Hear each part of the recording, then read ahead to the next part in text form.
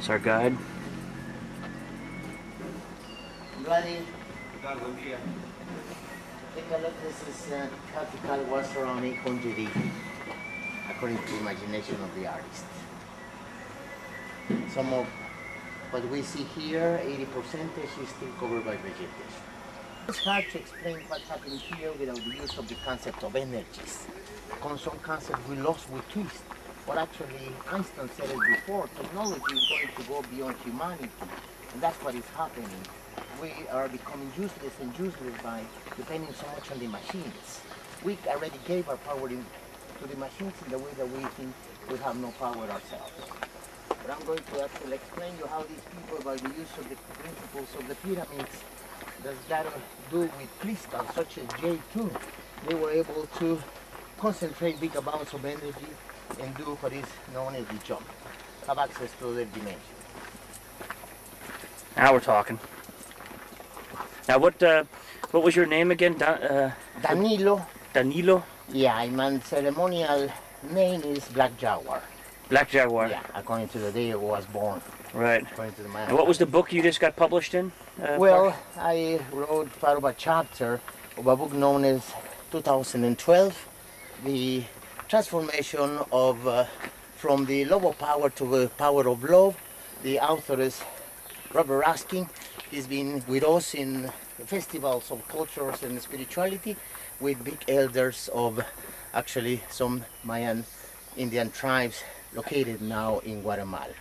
This is the chewing gum tree.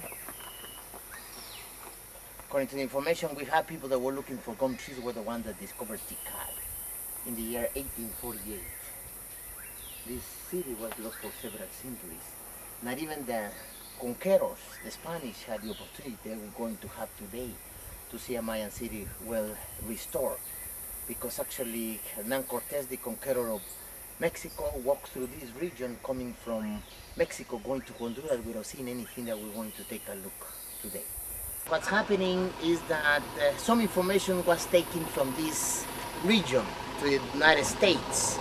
They found it around actually 1850s, close to New York, and they deciphered that information and developed a whole religion known as the Book of Mormon. In the Book of Mormon, this region appears as the Promised Land.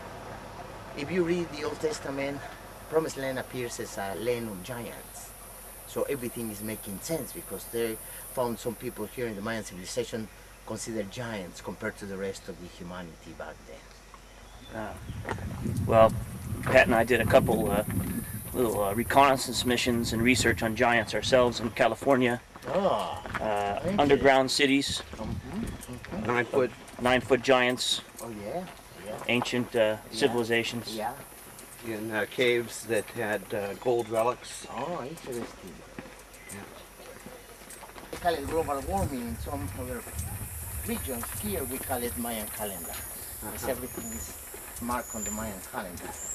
For example, the information is in the Bible, but we decipher the Bible in different ways depending on the times we're living. For example, it says that Jesus Christ was crucifixed with a solar eclipse and an earthquake.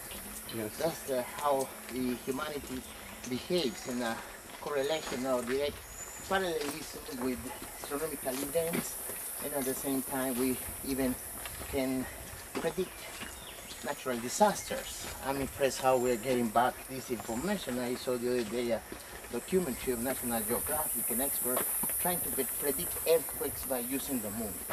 That's the information. Wow. Now when is the end, the Mayan calendar is December? The end of this calendar cycle is the 21 of December of 2012. Not necessarily the end of the world. Okay. When we think in a linear way, we actually, when we're hearing about the end of the world, we become hopeless. Caput, finito, that's what end means. But when you see life in a cyclic way, actually the end of a cycle is the starting of a new cycle again. So, as a matter of fact, Mayas even predicted some actually royal coronation that would happen in the 40th century. So, actually they never talk about the end of the world. Okay. So the end of a calendar cycle. Interesting. But actually we're ending a 25,000 year cycle. So actually big event would happen soon. It's actually the time the solar system takes to go around the Milky Way.